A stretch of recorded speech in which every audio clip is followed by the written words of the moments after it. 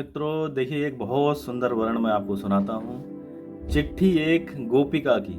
एक गोपी है, वह चिट्ठी लिखती हैं भगवान के नाम पे, कृष्ण कन्हैया को याद करते हुए। लेखक हैं इसके श्री नागेंद्र सिंह जी शास्त्री जी। काफी सुंदर ये लेख है, आनंद लेते हैं। देखिए गोपी लिखती हैं कि हे केशव, पुरुष हृदय कितना कठोर होता है ये हमें मालूम नहीं था कन्हैया।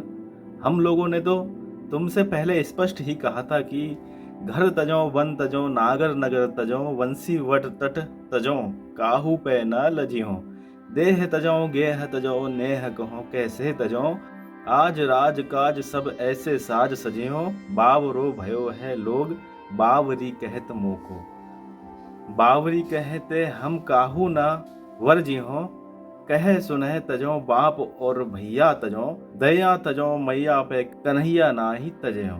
मतलब सब कुछ न्यौछावर कर दिया है सिर्फ कन्हैया जी के नाम पे। बहुत सुंदर यहाँ पे गोपी ने जो है अपने शब्द यहाँ पे कहे हैं। आगे लिखती हैं कि हे प्राणनाथ, हम ब्रजवालाओं को तुमने कितना प्यार दिया है और हमें भी खाते पीते सोते जागते उठते बैठते किसी भी क्षण तुम्हारी भी स्मृति नहीं होती थी। ब्रज तथा वृंदावन की गायें और ग्वाल वाल तुम्हारे साथ जैसे जीते थे, क्या वे वैसे ही जी रहे होंगे तुम्हें विश्वास है? घर में घुसकर दही खा जाना, मटके फोड़ डालना, ये सब तुम्हारा कार्य कितना अच्छा लगता था। अब तो बात ही बदल गई है। आज गायें तुम्हारा नाम सुनकर रम्हाने लगती हैं, बछड़े दूध पीना छोड़ देते हैं और ब्रजवासी व्याकुल हो उठते हैं और तुम यहाँ पे प्रश्न कर रही हैं और तुम्हारा भी क्या यही हाल है? आगे सुनिए, देखिए। सूर्य तनया यमुना जी आज कैसी लगती हैं, कैसे कहूँ क्या कहूँ। स्थान वही है, मिट्टी वही है, पेड़ पौधे वही हैं, किंतु सब व्यर्थ है, कुछ नहीं है। वृंदावन के पेड़ पौधे अब मुरझाए से लगते हैं, पेड़ों में पत्ते नहीं, फल फूलों का नाम नहीं, मानो वे तुम्हारे वियोग से कांतिहीन हो गए हों। वंशी वट के नीचे कुछ कांटे उगाए हैं, अब वहाँ कौन जाए और किस लिए जाए?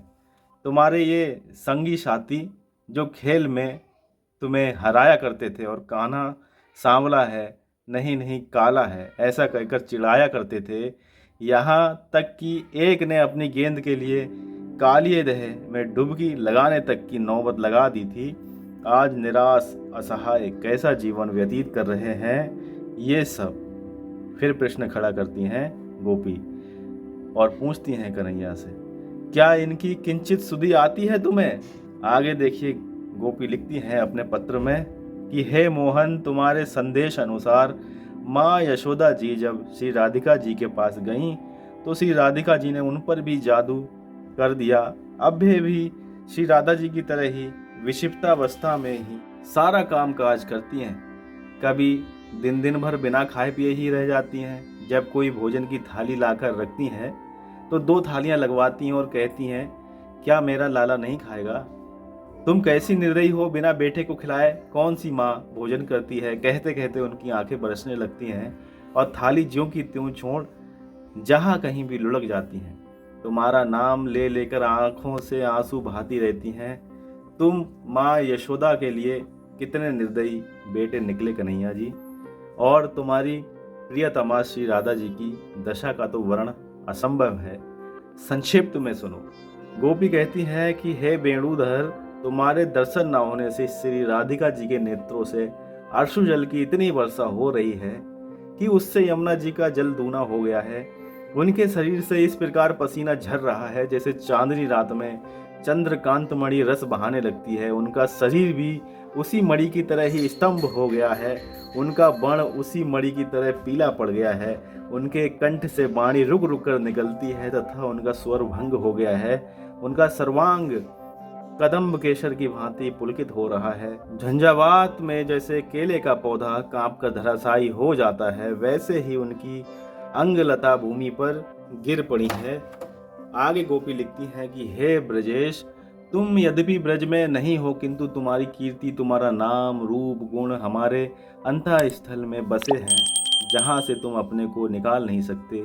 हे कान्हा, अब तो हम यमुना जी जल भरने को नहीं जाती हैं। अब यमुना जी का जल भी घट गया है, धारा समाप्त प्राय हो गई है। कोई कहीं से भी पार कर लेता है, जैसे हमारी तरह ही वह भी अकिंचन हो गई हों। हे प्राणाधार, तुम पतित पावन हो। कुंवरी ने तुम्हें चंदन लगा दिया तो उस पर तुम रीझ गए, उसका स्वरूप बदल दिया, पर हम पर कब रीझोगे हे रासेश्वर। अब तो तुम्हें मधुपुर ही ज्यादा सुहाता है। ब्रजेश्वर, तनिक हमारी ओर भी निहारा करो, हम तो तुम्हारे प्रेम में बावली हैं।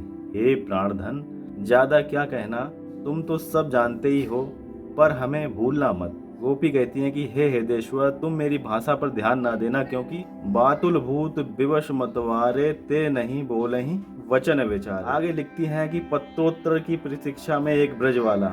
यहाँ तक उन्होंने अपनी पूरी पीड़ा और ब्रज की पीड़ा लिख दी, गोप ग्वालों की सबकी। और बाद में जो है उस पत्र का उत्तर चाहती हैं वह ब्रजवाला, यानी गोपी इस पत्र का उत्तर भी कन्हैया जी से चाहती है। तो देखिए कितना सुंदर एक ये पत्र है जो कन्हैया जी के लिए लिखा है।